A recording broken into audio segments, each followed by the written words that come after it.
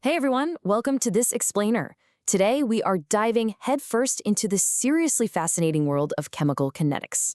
Have you ever wondered why some chemical reactions seem to take an absolute lifetime to finish, while others happen in a literal flash? Well, by the end of our time together, you're going to understand not just how we measure these changes, but how we can actually take the wheel and control them. Just to put this into perspective, think about the macro world for a second.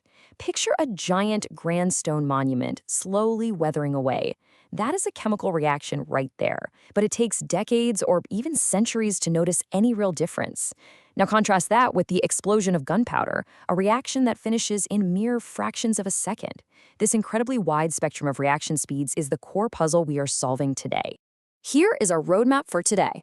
1. The speed of change. 2. Measuring reaction rates. 3. The collision theory. And 4. 5 factors affecting rates. So let's jump right in. Section 1. The speed of change. The specific area of chemistry we are talking about today is called chemical kinetics. And the absolute most crucial word to remember here is kinetic. Whenever you hear that, I want you to immediately think of movement or change. Because in chemistry, we aren't just looking at what a substance turns into, we're shifting our focus to exactly how fast our starting materials, the reactants, transform into our end materials, the products, over a specific period of time.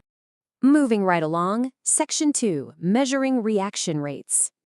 Now, how do we actually measure this invisible movement? Well, it comes down to a pretty fundamental equation. It gives us the basic recipe for measuring speed. Rate equals the change in concentration of a substance divided by the change in time. You'll often see the delta symbol used here, which just means difference. So we're really just tracking the difference between the final and initial concentration of a substance over time. Honestly, it's exactly like calculating the speed of a car in miles per hour. But here, our miles are the concentration of molecules. You can really see this math in action when you graph it out. Imagine a simple reaction over 60 seconds where substance A turns into substance B. The curve for our A molecules drops off significantly as those reactants get used up, and at the exact same time, the curve for our B molecules climbs beautifully as new products are formed. You are quite literally watching the kinetic movement from A to B. But if you look closely at how these reactions play out, you'll notice something super curious. The curves usually start off incredibly steep, meaning the reaction is happening really fast. But then they begin to flatten out as time goes on. The rate naturally drops, which begs the question, why exactly doesn't reaction slow down as time passes? Well, the answer is just simple cause and effect. Think of it like a really crowded dance floor. Early on, when you have a super high concentration of reactant molecules, they are constantly bumping into each other.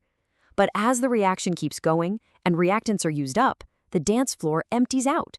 With fewer reactant molecules left around, there are simply fewer collisions occurring. And less contact mathematically means a slower reaction rate. Which perfectly tees up Section 3, the collision theory. According to collision theory, we can basically think of molecules as microscopic bumper cars. But for chemical reaction to actually be successful, 3 strict conditions have to be met. Step 1. The molecules must physically hit each other. Step 2, they must hit in exactly the right spot, which we call proper orientation. And step 3, they must hit hard enough, requiring a minimum amount of force that we call activation energy. Let's visualize that second requirement, proper orientation. Imagine nitrogen monoxide reacting with ozone. If the oxygen ends of those molecules happen to bump into each other, nothing happens. They just bounce off. It's a completely ineffective collision. Just bumping into each other isn't enough. But if the nitrogen atom directly strikes the oxygen atom, boom! They align perfectly, an effective collision occurs, and brand new chemical bonds are formed. But here is the kicker. Even with a totally perfect alignment, a collision is still entirely ineffective if it lacks activation energy, or EA. You can think of this as the absolute minimum energy required to break the old bonds apart. If our molecular bumper cars just gently tap each other, nothing is going to break. They have to collide with sufficient kinetic energy to overcome this activation barrier, or else they'll just bounce away totally unchanged. All right, moving to our final segment, Section 4, 5 factors affecting rate. Now that we know the rules of the game, how do we rig it to our advantage? As chemists, we have 5 precise dials we can turn to intentionally speed up or slow down a reaction.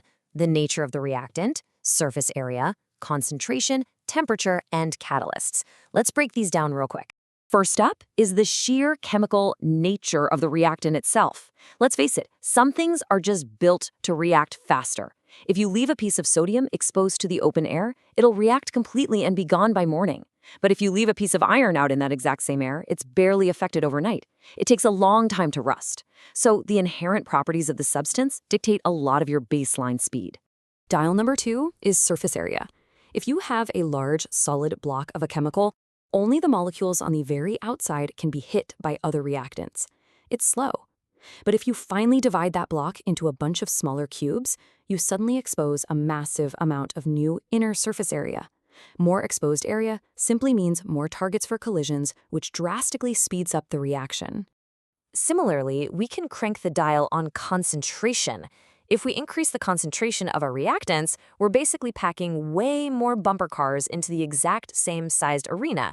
There is much less empty space. By crowding all those molecules together, we are mathematically guaranteeing more frequent contacts, which significantly spikes the reaction rate. Then we have temperature, which is arguably our most powerful dial. When we raise the temperature, we're pumping heat energy directly into the system. This gives our particles greater average kinetic energy. They stop moving so sluggishly and start flying around the arena incredibly fast. Not only do they collide way more often, but they hit with much greater force, easily smashing through that minimum activation energy barrier we talked about earlier. Finally, dial 5, introducing a catalyst. This acts quite literally like a cheat code for chemistry. A catalyst doesn't actually get consumed in the reaction itself. Instead, it physically lowers the activation energy required. It lowers the barrier to entry. By doing this, even those slower, weaker collisions that would normally fail suddenly become successful reactions. It's a brilliant way to speed things up without having to crank up the heat. So what is the ultimate takeaway here? From perfectly preserving our food to engineering highly explosive rocket fuel, mastering chemical kinetics gives us immense, precise power over the physical world. By manipulating these 5 factors, nature, surface area, concentration, temperature, and catalysts, we literally dictate the speed of change. Which leaves us with one final thought to ponder today. If we can control exactly how fast the molecular world shifts, what limits how fast we can engineer the future? Thanks so much for joining me on this explainer, and keep questioning the world around you.